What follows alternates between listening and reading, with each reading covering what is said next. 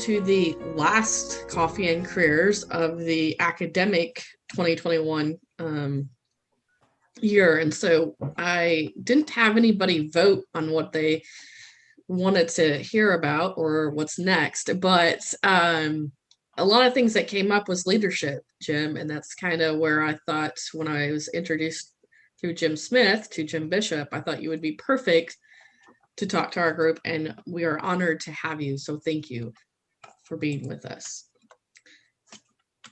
And we will be, so to get started, I'm going to say, if I get this right, the conjunction leader, Jim Bishop, has formed his own company, and this because he's got 15 years of experience in corporate leadership and human performance. He's coached teams of employees across the globe, not only for animals, but also human health when he's worked primarily at Elanco and Eli Lilly. In the past, he was similar to us as a technical service lead in PIC, and he also worked for the National FFA Foundation in his career. But he's seen a need of social unrest and hyper-political polarization in the global pandemic. He recognized leaders are sacrificing their true leadership on the altar of efficiency. And so they became reactive to stress and change. And they framed decisions on sparse information and created either or scenarios with extreme opposites. And the true casualties were people and organizations who time crisis needed to find connection, but instead found more division and polarization. So realizing that the world was crying out for a different leader, one which he could unite tribes and build unity in the midst of ambiguity, the and of both leadership framework was born, and Jim formed Conjunction Leadership. So thank you, Jim, and I will stop sharing because I think you have some slides, and I think I need to give you access. Nope, you should be allowed to share your screen. I think I should. Tell me if you're able to see that, Casey. Yep, we are good to go. Perfect. Well, that was quite an introduction. Thank you for inviting me. Thank you for introducing me. And then thank you for your attention today. So most of what Casey said is absolutely true. Today, I'm going to take you through a journey of a little bit about how this pig guy who learned how to AI sows back in the early 90s became a guy who helps leaders and teams function at their highest performance today and find their best leadership self. So I thought probably if I were to put myself in your situation and start thinking about what does career and life look like, some of the reflections that I've had on leadership over the years might be helpful. So today, we'll just dive into a little bit of that. And if you have questions along the way, feel free to drop them in the chat. Casey, if you can help me kind of monitor those, and then Casey's agreed to interrupt as needed if we need to pause. And I want this to be really a dialogue as well. So a little bit, I'll just share with you about myself. I live here in Central Indiana. My wife also was a Purdue graduate. We have 5 kids, age ranges from 17 to 9. So that's where I've learned most of my leadership practice, not only in the work environment, but at the home environment. We're an active 4-H family. I hail from a family farm in northern Indiana. And I'm actively involved in several activities and organizations here with our Ag Leadership Program, our Extension Board, a program called Edge Mentoring, which is for young professionals, and our County Farm Bureau as well. Casey gave you a little bit about my professional background. My master's degree actually is in behavior and physiology. My master's thesis is actually in adult male swine, pleasure and frustration correlates in adult male swine. I can go into that more, but all that to say, my first job out of college was to be a technical service rep for PIC back in the early days of AI and Borsted's coming together and figuring out how do we ship semen across the country in different ways and get it to the sow farms. I went from there to a company called Agribusiness Group, which was a consulting organization in agriculture, primarily in leadership and agricultural programming and development. So learned a lot about the human mind, adult education, and the background of how to get learning into people and help them achieve their outcomes. Moved from there to the National FFA Foundation, where I had a chance to raise money for the student-led programs of FFA. And then the bulk of my career, as Casey mentioned, has been with Elanco in the animal health business, and then ultimately a few years with Lilly in the parent organization at that time of Elanco in human pharmaceuticals and specifically in oncology. The last year, it was just in the end of 2020 when the world was really still trying to figure out what it wanted to be in this pandemic, that I saw a need to kind of step away from that and step into what I've always felt like was my best calling, and helping leaders grow, helping leaders step into their power, and just helping leaders figure out how to navigate these tumultuous times. I am doing consulting work right now too with a company called Roche Diagnostics here in Indianapolis, as we try to upend their culture and change their leadership model as well to meet the more aggressive demands of the day. So I mentioned, and Casey mentioned as well, the name of my company was, I named it Conjunction Leadership. So I wanted to take you through a little bit of my journey and how I discovered my conjunctions and my and, so that maybe I can help paint a picture for what things look like. So early on in my life, I'm a product of a middle child syndrome. I have an older sister and a younger brother. And so those two things always competed. And I always felt like I was in the middle of trying to put the or there. Either I was with my sister or I was with my brother. But I always felt like it was a lot more fun if we all played together. Quickly in school and high school, all the way through youth activities, I was always struggling between pursuing some of the leadership activities and being, a leader or officer in some of the clubs and activities, or pursuing my academics. And I felt like one or the other was always taking priority. So there was a big or there as well. And finally, I figured out putting it together as an and. Moving into college, it was, and many of you are in this situation too, where you're getting degrees and advanced degrees. Many of you have advanced degrees, and those things don't come without some expense. And it was a struggle to say, how do you get the degrees and be debt free? So trying to figure that out, pursued opportunities that I wouldn't have otherwise. I told you a little bit about my background and my education, having the science background and enjoying that, but I also really enjoyed working with the people aspect and the organizational development stuff. Early on in college, I quickly realized that while I enjoyed spending my time in the lab and I enjoyed learning about science, I also enjoyed working around the people part of the science as well. Then moving into corporate world, there's always a tension between getting results and meeting the number and creating a culture where employees feel engaged and they can feel they can do their best. Sometimes companies want to put those two things mutually independent of one another. And I believe if you put the and in between there, you'll figure out how to do both of those things. Today's society as well, diversity and inclusion is a big deal. And as we add more diversity into our mix and we try to be a more inclusive environment, that also means sometimes we erode trust because we don't have a lot of similarity that sometimes breeds trust. So there's two tensions there as well. And if we're going to have the kind of society we want, we need to have an inclusive society with a high amount of trust. Coming from my religious background, I always have a tension too between the grace and truth aspect. So putting the and in between those things helped me kind of form who I am and how I believe and what does my faith, how does it influence my being in the world as well. And I illustrate that only to say that you can see that there are competing tensions at all times in your life. And there are probably things that you think are mutually exclusive to one another. And a lot of times leaders will believe that. And if they believe that, they'll either choose one or the other. I think by putting the and in between there, you can choose both. It just means that the both that you choose and the way that you express yourself will probably be different than many other people because this is not a common behavior. So let me take you through kind of what that means and some of the reflections then about not only who I am, but what have I seen leaders and how they lead today. So it's no surprise that today we have more generations working side by side than we've ever had. And depending where you're at and what industry you're in, I mean, particularly in agriculture, we still have a lot of traditionalists that are involved with the industry today. We also have a lot of Gen Z that are there.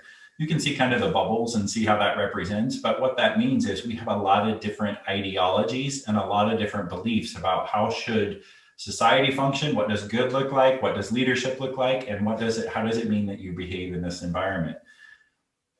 So as we go through those different eras, we can see that there were different points in time in our culture where different things were important. So let me take you through that journey just a little bit. That industrial era, right? Where it was really about building things, heavy things, building bridges and roads and infrastructure, railroads, getting things from one place to another, right? Into the machine age, where it was about taking that infrastructure and making it operate just a little more efficiently.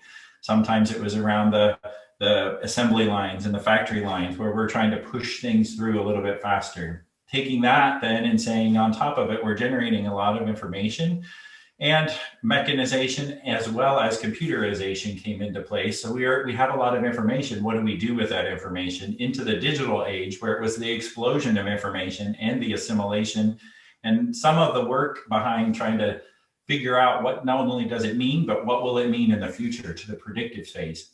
And now into the environment of what we call VUCA, or volatile, uncertain, changing, and ambiguous, right? There's no better example of that than what has happened to our society in the last 14 months. No one could have anticipated what happened. No one could anticipate how to show up in it, and no one knows exactly how to get us out of it. But together, this volatile, unchanging, our volatile, uncertain, and changing and ambiguous environment means we just need to show up differently. But if I take you through that journey of what was going on in our culture, I can also take you and I'd help you understand the changing definition of leadership. So back in the industrial and mechanization age, the command and control mindset was really what leadership was about, where information was somewhat scarce. There were only a few people who had access to it. And those people might also be the only ones that had access to either education or sometimes organizational structure, where everyone else was working. They were an employee. So the command and control mindset was the leader tells the individual what to do. And I became a leader mostly because I could assimilate information and I could process it, and then I could send out memos or directives to let other people know what to do. But as we move through that information and digital age into this volatile, changing, and uncertain environment, what that really means is the definition of leadership today is really around much more around coaching and catalyzing, which means I don't need to be the expert on a lot of stuff, but I can be an expert on how to help people get to their outcomes, because the world is changing too quickly for the leader to cascade down decisions. And those decisions often get changed, or the environment gets changed before those decisions get enacted. So what needs to happen is, if I can help coach you to independence or self-reliance, what that will mean is you'll be able to make decisions with your own empowerment. And really, honestly, that's the kind of culture that most people prefer to work in anyway. So what that means and how you see that in the workplace today, the artifacts of yesteryear, if you will, the language that you might hear a lot is people referring to people as my boss or my direct reports, with a strong sense of ownership on their positional power.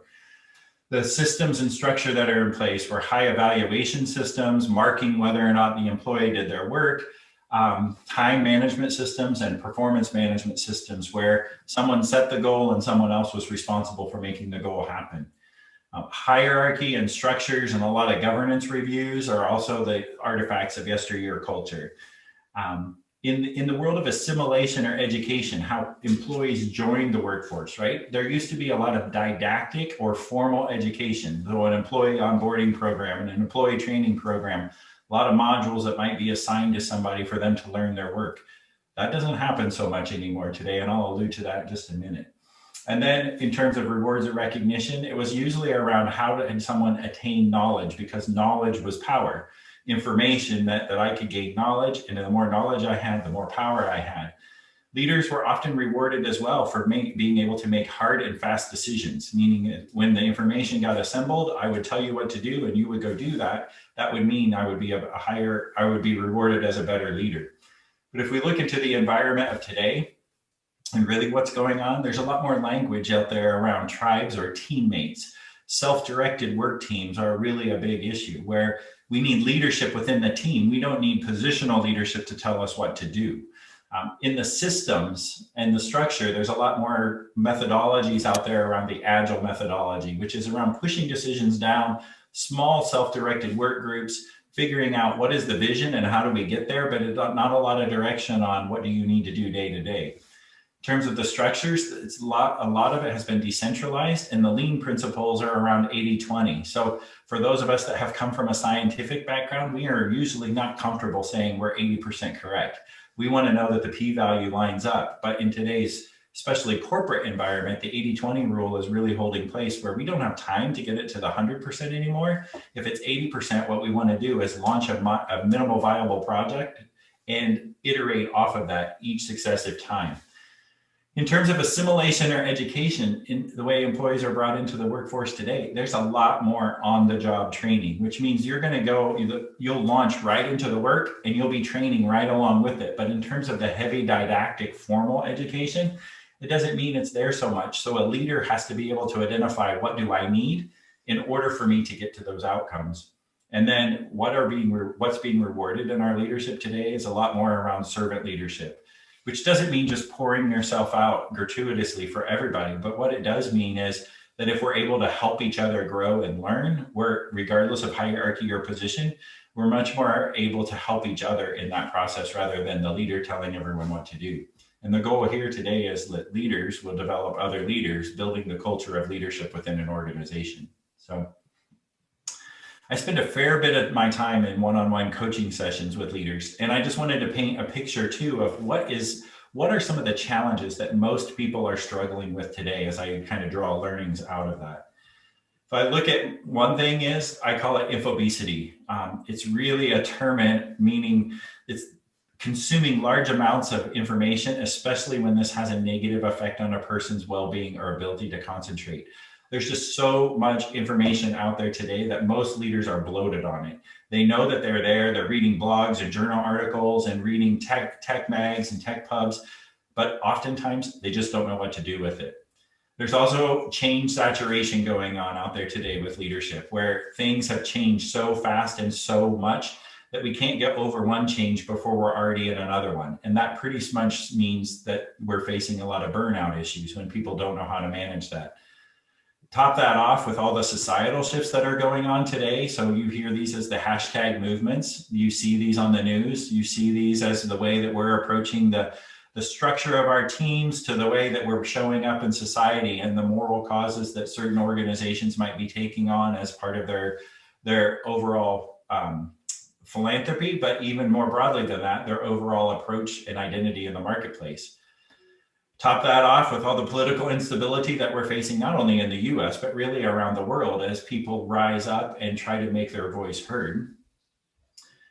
And if you were to take on top of that, most people, just coming out of looking at some of the most conservative data, are making approximately 35,000 decisions a day. That includes what to eat for lunch, what to wear, but also what to do in their business environment or with their careers. And then macroscopically, no matter what is happening today, we all must face that there's a thing called technical obsolescence, which means in the past, someone used to have an idea and they thought it was a great idea. You would file patent protection for exclusivity on that idea. But today, because of information and innovation and the way things are moving so quickly, your product will probably be technically obsolete before your patent runs out. So this push to innovate, push to drive, push to get more newer, better, faster, smarter, cheaper is constantly there, because the next guy's nipping at your heels. And when you take that all and put that into one person, and they're dealing with that plus other stuff, you can imagine that it's very difficult for someone to realize how to show up in today's environment. So how do leaders deal with that? There's a psychological element called splitting. And psychological splitting is known as the all or nothing, or the black and white mindset, where I've got so much information in my head and at my fingertips, and I'm dealing with so much stuff, and I'm on such an element of burnout, I don't even know how to process that. So the way the brain functions is to put that into seemingly opposite categories. It's the most extreme. It's either this or it's this. And you'll hear people say this all the time. In the moment of crisis or in the moment of decision, they'll frame their decision as an either or. Either we go this way or we go this way. And what is the danger of that? Is if they put the wrong conjunction between those things and they frame it as an either or, those are the only options that are available. Those are the only things that people see. The real danger of a leader thinking this way is they can create a culture of all or nothing thinking, where people in their organization only see the extremes. If we listen to the news at night, you may feel that there are only opposite extremes, and you may see those as either or decisions. What the single biggest shortcut here, the single biggest help aid for most leaders, is to be able to pause and sit down and say, those are not the only decisions. Let me, there we go. So what is the consequence if you don't choose the right conjunction, right? If you choose the or, you see those as absolutes only. You may also see people as only good or bad. You may have a lot of intolerance to other people's views or opinions because your brain is saying, I don't have the mind space or the capacity to think of any other options than the ones that I already know. There's a lot of forming of factions and divisions in that case when a leader has the or mindset, because they're creating a culture where other people say, I either have to join this or I have to join this. There's an obsession with people wanting to fit in rather than having a feeling of standing out, because they're feeling like they're being left out if they're not in one of those seemingly opposite camps. There's a lot more reactive behaviors in that regard then, because as we start bickering and fighting about the and or about the or, then there's a lot more self-protection, there's a lot more withdrawal, there's a lot more sabotage, and those certainly don't sound like things that would help people get to their outcomes a lot faster. And most probably dangerously for our businesses or even for our own personal leadership is there's a lack of innovation and breakthrough when we have that kind of thinking. Let me illustrate it with a story of a leader that I was working with once in a coaching session, and he came pretty exhausted to the session. When we were inquiring about what was going on in his environment, he was using the biblical example, and he just kept saying, I'm tired of splitting the baby. I'm really just tired of splitting the baby. And when I asked him what that meant to him, what he was saying was every time that people brought him a problem, his brain formed it as we either do this or we do this. And then even sometimes people would bring him those seemingly opposite experiences. But with the definition of a strong leader makes hard and quick decisions, and that's how he's been rewarded, he always had in the back of his mind that it was his job to split the baby. And what that meant was either half of or he may be able to decide, but it may be a 51-49 split, but there were about half of the organization who was never happy with his decision. But that was wearing on him because, one, his belief was he had to make the decision. He wasn't being a servant leader and helping people make their own decisions. Secondly, it was wearing on him because he realized he didn't have the right conjunction. When I asked him, what happens if you would replace that or with an and? All of a sudden he was able to get to new and different outcomes, because what he could see is these two opposite things weren't opposite, and there were third alternatives that hadn't already emerged. So with that kind of thinking, he was able to go back and repurpose himself in a leadership capacity to help other people replace their or, help them think their decisions through, and eventually got himself out of having to split the baby all the time. So the question that I just asked right now is, what conjunction are you adding, right? Are you adding your ors because the world is moving so quickly? Or are you adding your ands? Are you looking at it going, I would love to do that, but I don't have time. I would love to do that, but I don't have money. I would like to be like this. I would like to show up like that, but right? I would challenge you to say the 3-step process of disrupt, bridge, and grow really is what's going to help you decide how to find that conjunction.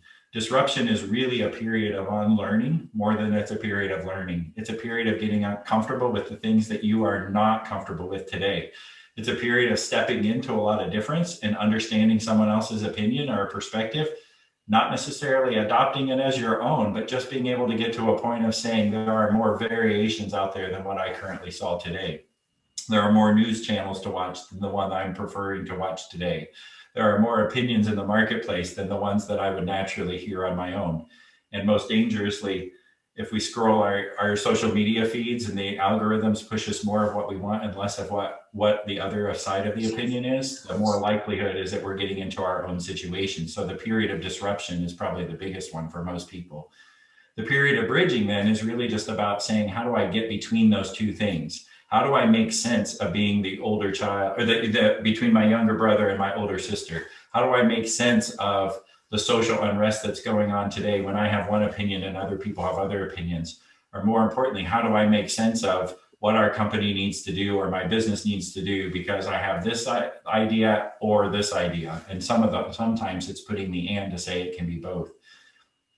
And then ultimately, once you're able to do that, it's just getting to a new period of growth in yourself and getting comfortable with that and developing muscle memory where someone is able to repeat that behavior rather autonomically without having to think about it all the time.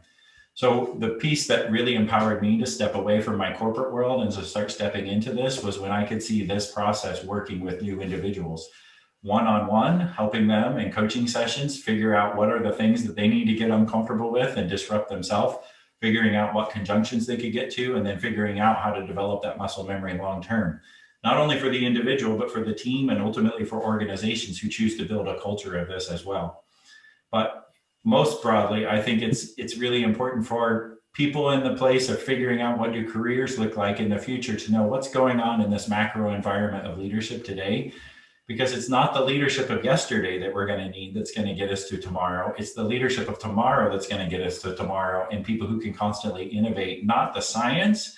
The science will innovate itself with the right people, but it's the people, the system of how we do that that needs to change to get us to the new things that we need to do tomorrow. So I'll turn it over to a Q&A at this point and just leave it with the question, what conjunction will you choose? I put my information up there, and so please feel free to call me, send me an email, anything that any questions that you have, and we can address them at this point too, Casey, if you want to moderate that kind of conversation. So. Yeah, I think I have a good question because we don't have anything yet in the chat feature. So remember, no questions. I'm going to start calling on people and getting you outside of your comfort zones. But a lot of these students in their first jobs leaving, or young professionals, a term that comes up a lot, or I've used, is leading without authority. And what advice do you have? Because I think we're still in agriculture in our industry a little bit, from the old leadership style to the new leadership style. How do you, or advice that you would have for young professionals dealing with that, and what do they need to focus on? Because I think the new leader is really leading without authority. Yeah, that's a great question, and it is.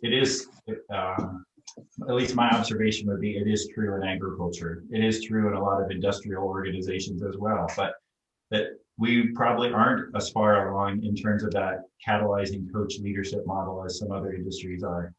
But when I hear someone say that, like, what does it mean to lead without authority? What I really hear them asking is, I don't have the positional power to just tell people what to do, right? And while that may be true, it's also archaic, because if you believe that the world is actually changing, and if you believe that most people have a voice and most people have an opinion and an understanding of what is best for them, then you bring that voice to the table in a catalyzing coach fashion, right? So we can think about maybe leadership in multiple levels. At the very, very first level, you lead out of your position. And no matter where you're at, you've been given a position. I mean, you have a title just by virtue of being. You are a student, or maybe you're an associate in the organization. But that also means that they hired you, or that you have some purpose to do that work. And so live within your boundaries and be a leader. And what that means is you don't need to tell people what to do, but you do need to be looking for problems that are solvable. You need to be using your brain and figuring out how to do it. And you need to be making recommendations on how to go about that, and catalyzing the rest of the organization to see the opportunity or the problem, and bringing people along with you as you do that. At very first, that's positional leadership. But leadership by influence really means that people are choosing to follow you because of the way that you show up. You all can think of a leader who makes good decisions and has a lot of positional leadership and tells people all day long what to do. And that's usually not the kind of leader that people will go to bat for or walk through fire for. That's the kind of leader who gets things done, but it doesn't generate a system of leadership. So I think when you ask that question of how do I lead without authority, I think it means to lead within your positional power that you've been given, and do the things that a leader does of building other leaders and bringing people together to solve problems that we haven't solved before, irrespective of title or position. So I have a good question here from Noel. When making a mindset shift like this, is it important to let those you work with know you are working on this transitional thinking? And then if so, what is the best conversation to start with? yeah. Well, first of all, let me acknowledge the fact that I love the fact that they've picked up, the questionnaire has picked up on the fact that this is a mindset shift, right? This isn't necessarily a skill set shift yet. Like, you'll adopt new skills, but I can't get you to adopt new skills until you adopt a new mind. So one, I would just want to compliment and call that out. But yes, I think that in adopting of a new mindset, though, it's important to surround yourself with people who are going to support your leadership journey in this, because some of this mindset stuff is pretty deeply rooted, and most people aren't always aware of how their mindset got formed in the first place. It was a series of small events or the community that you were around, right? So I think it is important to have a accountability partner, if you want to call it that, someone who knows you're working on this and somebody who can help you keep the safe spot to say what you're getting comfortable and uncomfortable with at the same time. Sometimes that's a coach, sometimes that's a peer. What I don't think is always helpful is that you say, hey, I just learned something, and now you tell your entire team or your entire organization that you're going to show up differently, because that doesn't really give yourself a lot of grace. And the phrase that I like to use is, under stress, we all regress, right? So while you may be adopting a new mindset, you're still developing muscle memory. And the more muscle memory you have, the more consistently you're going to show up that way. And so therefore, that's what most people will expect of you. But if you go out and broadcast to everybody like, hey, I'm going to show up differently tomorrow, and yet under stress, you regress and you're showing your bad behaviors occasionally, they're going to look at you and go, well, wait a minute, you just told me that you had this whole thing figured out. So I think it's important that you, with vulnerability, disclose to people that I'm in a process of learning, and there's a lot of things that are challenging me, and I'm purposing to try and learn something different. I think that can be helpful. But I've seen a lot of leaders in a well-meaning spirit of vulnerability stand on a podium in front of their team or their organization and go, gosh, I don't know what I'm doing, and I don't really know where to go, and I hope we figure this out. You can imagine what that might feel like from an organizational perspective if your leader says that publicly, even though what they're really saying is we need to learn new things. Well, they can say we need to learn new things differently without causing the organization to panic. So that's why I'm kind of half in and half out on depending on what you're asking. I think accountability is helpful. I think a spirit of vulnerability is helpful. But over transparency sometimes can really stifle the rest of the organization from feeling safe too. So I have a good question from Claire. What strategies or recommendations would be most important in a situation where two or more leaders are merging in a group with no clear hierarchical structure or authority, I guess, and that would have diverging ideas of how to do things? yeah, that's good. And it happens. I alluded to the fact of self-directed work teams. It happens a lot more in today's work environment than I've ever seen that happen, because the splitting the baby phenomenon would have been there a long time ago for leaders to come in and say, okay, cut this out. We're going this direction. Those two people would be at odds with one another regardless. So I think it comes down to emotional intelligence, really, is the simple answer here, is know yourself better than you know anything else. Know what your triggers are, know where you're probably likely going to get tripped up, know what your bias might be. Try to be as growth oriented as possible to learn new things and be open to the feedback of other people. And if really most people are, this is philosophical, but I think most people get at odds because they get locked into their own position and they listen with the intent to respond. They don't listen with the intent to understand. So while we're in conflict, my amygdala, which is generally the part of the brain that is responsible for protection, will overreact and it will want to protect. And so in that conflict, I'm trying to protect myself by listening. And then I want to win the argument. So I'm listening with an intent to respond with something that's going to convince you about my position. But if I listen with an intent to understand, what's going to happen is I'm going to draw you out more and more and more. And that's going to help the other person feel heard. And the more that someone feels heard, the more opportunity you have to share your toys in the same sandbox, right? So the more likely is the conflict is going to go away. Now, up front, it may seem like you're spending extra time because this is not a behavior that most people are skilled in. But over time, that extra time that you spend up front will be like a lubricant that enables it to move faster, longer than it ever will before, because now you have a valuing of one another rather than a disagreement with one another. So I don't know if that's a acceptable answer, but I do. It comes down to emotional intelligence and knowing yourself. So. I think it's a common thread throughout this year's talks is learning to listen to understand and not react, or the art of listening. A question I have: the more producers and the people I work with, it doesn't matter if I'm in a hog barn, poultry farm, poultry processing plant, feed mills. We have an issue with culture, I think, and we can't keep employees and we can't find employees. What do you think we need to start doing different in agriculture to get people to want to work with us and make it an environment where everybody could succeed in a traditionally very hierarchy, process oriented environment? Yeah. This is a, Casey, you've asked the $1 million question here in agriculture, right? And I remember, I'm going to tell a small story before I answer it directly, but I mentioned that I went from PIC to this organization called Agribusiness Group. And in PIC, I was working with a lot of the integrators at that point, the early phases of integration that were going on in North Carolina and somewhat in Iowa. Sow farms were becoming bigger, more, they were smaller ones were getting bought together and merged.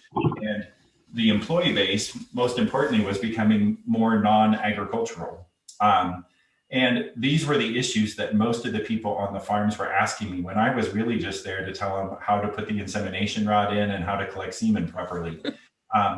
And as a scientist, I hadn't gone to school for any of that, but I told you about all the activities that I had been a part of in college. Mm-hmm. And some of that was informing my opinion that there is a way to help people feel like they fit and they matter and that they belong.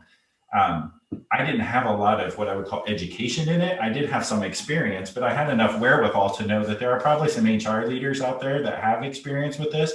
So we started bringing these programs in as part of our consulting projects with these sow farms to say, what would really help? Is it, and at that point, it might have been a book of SOPs just to help people know what to do when they got on the farm because they were coming with a non-agricultural background. And then it became, well, maybe we need to pay them a little bit more. So 10 cents an hour will mean a lot when they can go down the road rather than stay right here on this sow farm. And those things were helpful, but they never solved the problem. And that was 20 years ago, right? 25 years ago, to be exact. If we looked at that, and now we're still dealing with that, but it's on an exacerbated basis, right? Because we're even less agricultural than we were. At least then, someone remembered grandpa used to have a farm. Now it's my great grandpa or my great great grandpa used to have a farm. And so I think the piece of it is like those of us that grew up in agriculture have that passion and that conviction for the industry. Most people are not coming to work in agriculture because of that. They're coming to work for a paycheck. But most people, and this is a philosophy and a belief, but most people want to know that they're making a difference at what they do. The command and control leadership style doesn't allow that to happen. When I tell you what to do, then I know what needs to happen, but you don't know what needs to happen or why. And I think that's this pivot of leadership that will cause some of that culture shift to occur where people want to fit and want to matter and want to bring their best self to work. So a leader's biggest job is not to motivate their employees. A leader's biggest job is to create an environment where employees are motivated to do their best work every day. That small wording change causes a mindset change, which causes a skill set change to say, I no longer can tell you what to do. I have to help you foster independence and self-reliance to know how to get to the outcome, because the time that it takes for me to tell you what to do, something may have changed and what I'm telling you is no longer relevant. So I don't know if that matters, but I do think we're in a place where we've tried to do as much as we possibly can to reward and recognize and tell people that they matter. But now it really means that the leaders have to create a culture where people want to fit and want to matter. So. Great point. Question from Jim Smith. How does a new professional graduate assert themselves when working with late Gen X or young boomer leadership? Well, we're getting into a lot of categories and stereotypes with that question. So that's why I chuckled just a little bit, knowing how to answer that, right? There's probably some stereotypes that go between boomer leadership and Gen X leadership, but generally, if we were to look at that continuum that I put up there, right? Those leadership styles, I mean, in general, the boomers are going to be a little bit more like, hey, we had to figure it out. You have to figure it out too. The Gen Xers are probably going to be a little bit more like, we were latchkey kids. We got off the school bus and fixed our own snack, and mom and dad didn't come home from work until 6 o'clock, and I was home by myself. So I'm used to being by myself, and I had to figure it out. You figure it out. If we were to look at what is being termed as a young professional, people coming into the workplace today, and the way that I frame this up is These are individuals who have never not had a coach or an authority figure beside them at all point. And it's because of my generation and the boomer generation, right? We put our kids in all of these crazy activities, from ballet to jazz to tap to piano to football to basketball to baseball, and they're doing all of that. But what that means is they've always had an adult professional standing beside them at some point, telling them what the standard of excellence looks like. You need to run this fast, jump this high, play the piano like this. Here's how you could get better. Here's some skills, here's some drills, here's some activities. And then we put them into a work environment and say, I don't know, I had to figure it out, you figure it out, right? Those are the same person is saying two very different messages. I'm telling my kids, you need to be under the guidance and leadership of somebody who knows how to do this better. And then I'm telling my employees, go figure it out. You just need to do it because I had to do it, right? So the young I think the biggest parenting mistake, I don't know if it's parenting mistake or. Yeah, we can dive into the cultural elements of that all we want, but I think the biggest thing that can happen here is a young professional needs to understand what they need, right? When they come into the work environment, if most people want to help, most people want to be of assistance. So if an employee comes in and says, hey, I'm really not understanding what I need to do, I would need a little more direction before I'd be able to go do this properly, right? Where could I go to get some direction? Asking those questions is a huge sign of leadership, right? But most people aren't going to do that because they feel like they're pointing out their ignorance. But in this environment, what you have to realize is we're all slightly ignorant because nobody's ever done it this way. I don't care how many years you've raised pigs. I don't care how many years you've raised chickens. I don't care how many years you planted corn. Nobody's ever done it in an environment like this that the world has just pivoted on its axis in the last 14 months. So maybe the science of putting a seed in the ground is exactly the same, but the way that we're doing it today is completely different. So I think the biggest mark of emotional intelligence is when someone says, this is what I need.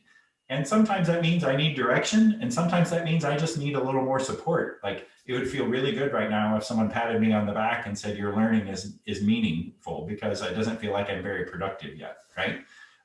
So a young professional, the way that they assert themselves, I think, is being able to ask for what they need to get their biggest goals and objectives accomplished, irrespective of what type of leadership you have around you, if it's boomer or Gen X or, you know, an alien from Mars. So good points. Any questions?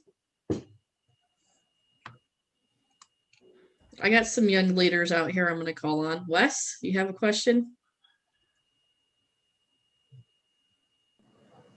Sorry, I got a 2-year-old at home, so I've been kind of in and out. But kind of bringing it more towards like even parallels to like the sales process of the and or. It seems like it's so definite, black or white, that it doesn't always have to be that way. Sure. I appreciate that, Wes. Can you iterate what your question is with that statement?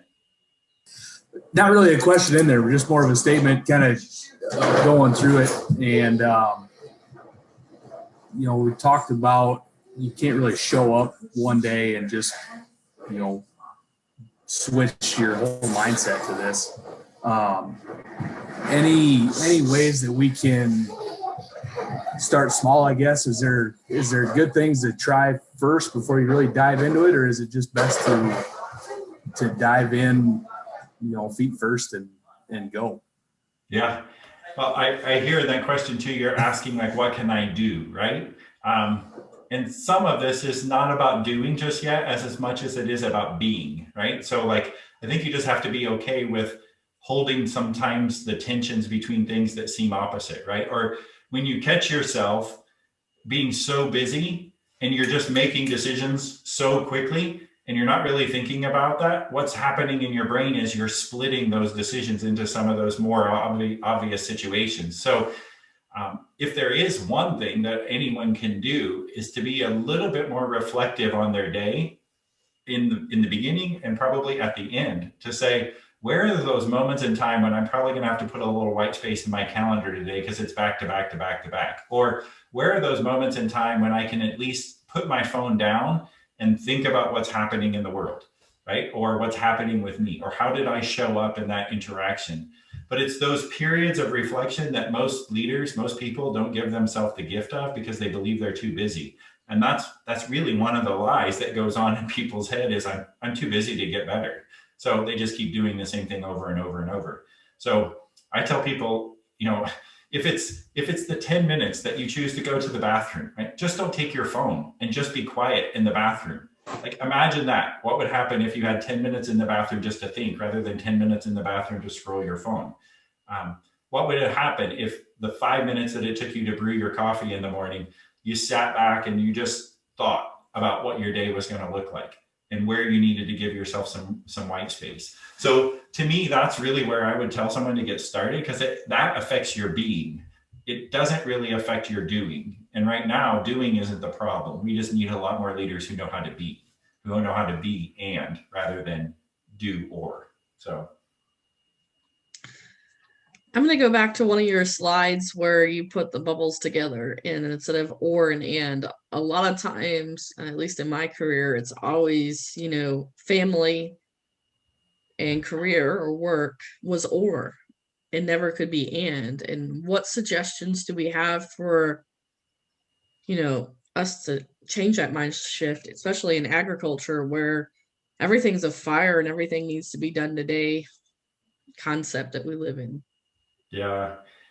Well, let me illustrate it with my story, Casey. I don't know if this is a dangerous thing for me to say I've got it figured out for everybody else because everybody else's situation is going to be different, right? But I mean, there was a period of time in my life when I felt that same way.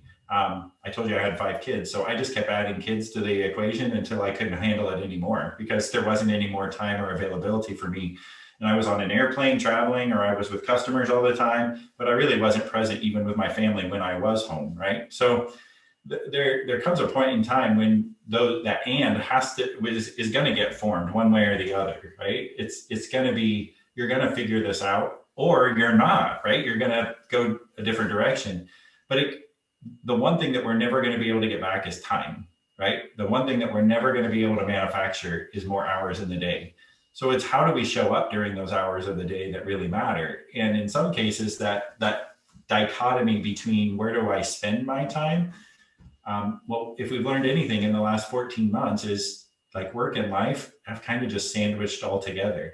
But I think if I go back to that continuum, I think this is where it also comes from is that industrial and mechanized age in the early days, what we had was a 9 to 5 mindset. Like you punched a clock when you came in and you punched a clock when you left. And we still sort of have that mindset even in today's environment. But what's happened is proliferation of information in the digital age has caused us to be able to take it with us anywhere we want. So it's not 9 to 5. But most people haven't quite figured out what is my best gift, right? Here's where the gift of time really you get to use it, is because I might be giving my time to things that's not my best gift. So maybe the best thing that you can do for yourself is to be able to say no to some of the stuff that isn't your best gift so that you can say yes to the stuff that is your best gift. And that's where most people haven't quite lived or given themselves the freedom because we're too busy doing to figure out what it is I am. And I always like to start there in the being part of this to help people say, well, what do you believe is your best gift? Where are you giving your time? Because what's happening today is you're giving your time to the things you believe are most important to you. You're in control of that. You may be doing it somewhat autonomically because the boss said this needed to get out or the work needs to get done or you're feeling like this and you need approval for it. So whatever means is you're doing that out of a matter of choice. But now how do you give yourself the power of choice to say, how do I dedicate my time to that brings me the best me? And sometimes what really comes out of that is I'm doing the wrong work. But that's hard for people to say because their identity is so enmeshed with the work that they're doing. So I don't know if that helps, Casey, but for me, one of my biggest reasons of stepping away from corporate America was because it wasn't my best gift. It wasn't the best thing that I could be doing. But 20 some odd plus years of identity wrapped up into that, it was really hard to kind of unravel that and say, I am not what I did. I am who I am. So. Oh, good thoughts. Another thing, we still have to be driven on performance, right? companies have to make money. How do we, with this newer generation, they are purpose driven. Companies are paid by results. How do you balance that? Yeah. Well, I mean, you're never, I think I even had a side in there, right?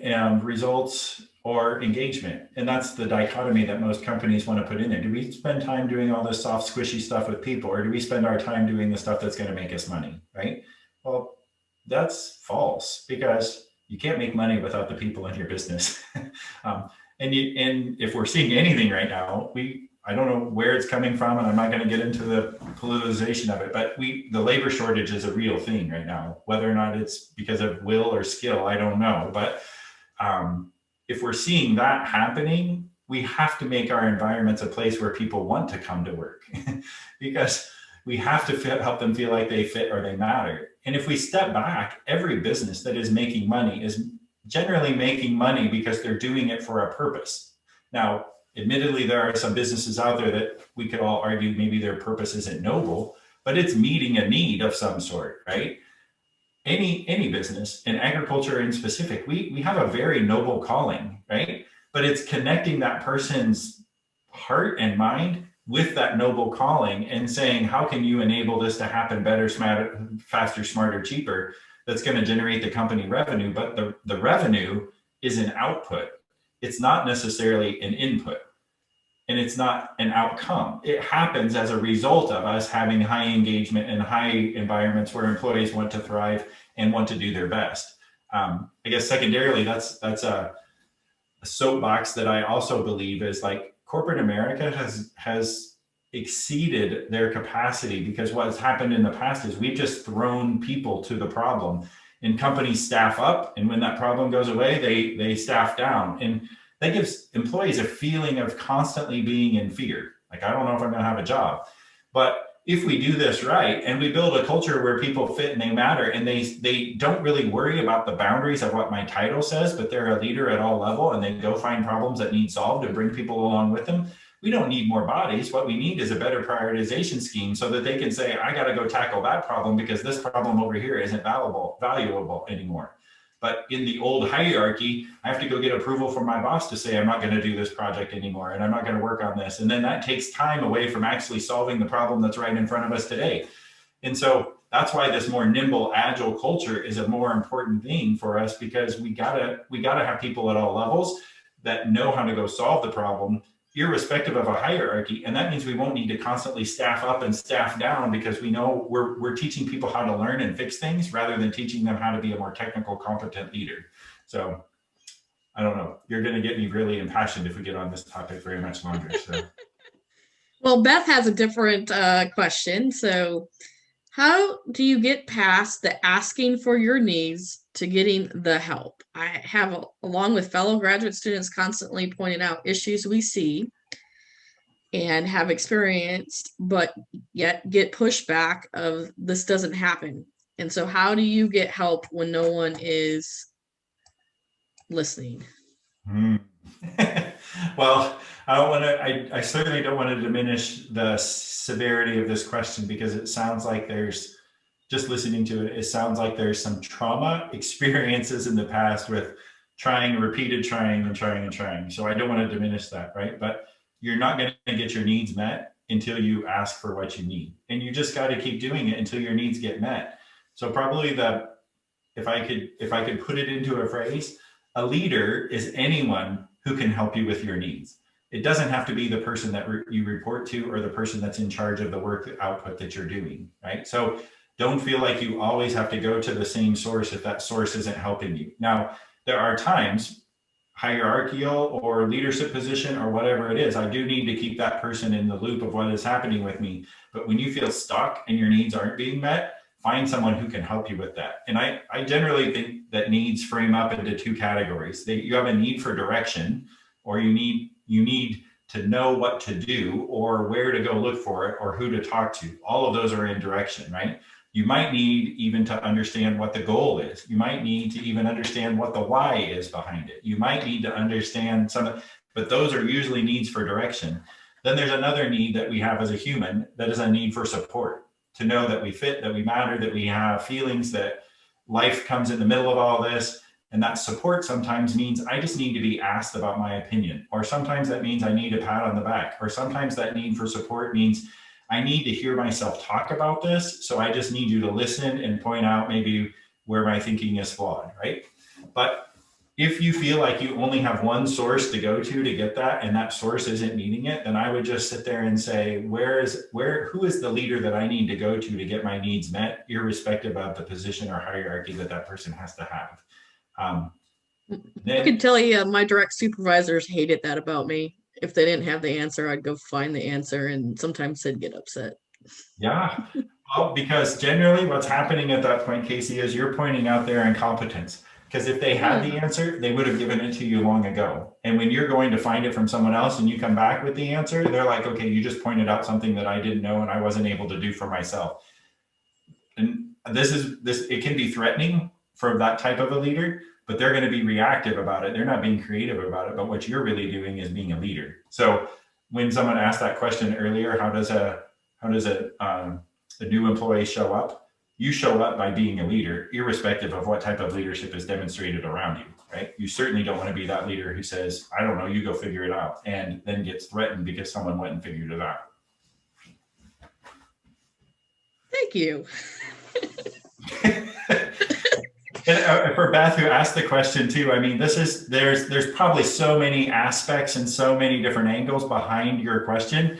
I mean, truly, honestly, it sounds to me like this is an experience where a coach really would be able to help you process through what would you need to do to show up in that situation better or different than what you've already done, or where could you go to get the help that you need. I don't want to diminish that at all either, because your question is complex in so many different ways. And I would say the last 14 months had put probably where her questions coming from even more strain on academia. I think there are some challenges there before, and I could say that from working in academia, but I think the last 14 months has probably heightened those issues in not just academia, but probably in all companies. And so do you feel, you talk about a mindset shift and a change in leadership, do you feel that will be better? Is this just a temporary thing, or is this a massive problem in society that we have to, it's going to be taking some really creative thoughts and leadership to change? Yeah, so I'm an eternal optimist, and I believe in the power of human choice. And I believe humans can always choose to make it better if they want to. But the question is if they want to, right? But again, I'm going to illustrate it with a story. If you would have told me 4 or 5 years ago that agriculture would be talking about carbon credits and the environmental impact when people were just completely dismissing the environmental concerns that others had, I would have told you we would never get there, right? Or we're having a hard time. But look at what the industry, look at agriculture in general, about how it's changing its mindset and changing some of the belief system behind it to also say, we're feeding the world, but we have to reach the people we're feeding first, right? So some of that gives me optimism to think that even in agriculture, our leadership can and will choose to change. Sometimes we might have to be forced into it, and other times we're going to be led into it, right? And I think that with the changing demographics of our industry, I do have optimism to say that the newer generations coming in are no longer going to tolerate the things that have happened in the past. They're no longer going to tolerate that command and control leadership style of saying, just do it my way. They're going to keep asking why. And when they keep asking why, it's going to cause the leader to have to answer that question for themselves, to say, well, I don't know why. And if I don't know why, I don't have a better answer for telling you we can't do it a different way. So let's go do it a different way. So if there's any admonition here, is to keep asking, just keep trying, because there are so many people who say we can't change. And that's not true. We all have the power to change, but sometimes people need to lead us there. So. Well, I definitely think the younger generation will lead us to change. And I hope it leads us to where we can take down our barriers and be open to change. Amen to that. Any last minute thoughts, questions here? Well, if not, thank you, Jim. Great presentation. Like he said, he gave you guys a gift. You have an email, a phone number to reach out to him, and he's a great resource. And if you're looking networking too, right? Getting into some of these big corporations and things to know everyone. But it was really awesome. And just in closing, I will try. I won't promise that I'll get a survey out next week for feedback so we can start planning our next series of webinars. So thank you, everyone. Have a great day. Thank you. Thanks for inviting me, Casey.